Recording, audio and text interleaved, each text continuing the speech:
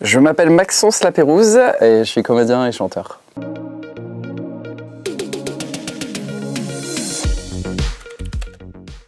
J'ai accepté d'être le parrain du Écris ta série cette année parce que j'y ai participé l'an dernier en tant que membre du jury. C'était une expérience vraiment chouette de pouvoir voir toute la créativité que peuvent présenter les jeunes que vous êtes. C'était vraiment hyper enrichissant, hyper chouette.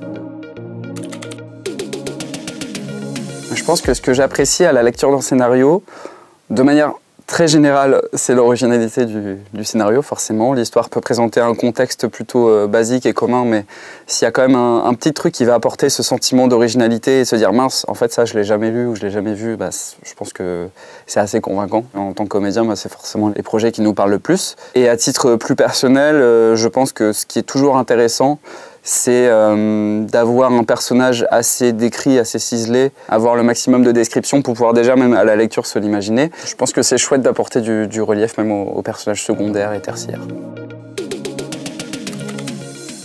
C'est très important de se poser la question de, par rapport aux propos et par rapport à ce qu'on a envie de dire de chaque épisode, combien de temps il va falloir pour le restituer. Il ne faut pas que le public s'ennuie, il ne faut pas que le public s'impatiente. Et je pense que c'est bien aussi de diluer ces éléments, que ce soit les dénouements, les twists, les cliffhangers. Je pense que c'est important de bien les diluer aussi sur un temps d'épisode. Et c'est là où c'est intéressant, c'est là tout l'intérêt d'une série, c'est d'avoir ce sentiment feuilletonnant.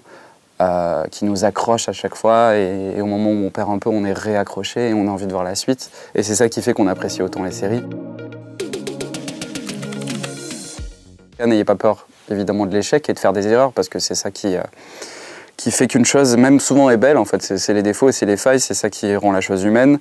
Et à l'ère des ordinateurs et des IA, je pense que c'est là où l'humain a l'avantage, c'est que ce qui nous rattache et ce qui nous plaît toujours, c'est l'authenticité et c'est ce côté humain et c'est les failles. Donc, allez-y avec toutes vos failles et apprenez et lancez-vous. Et écris ta série.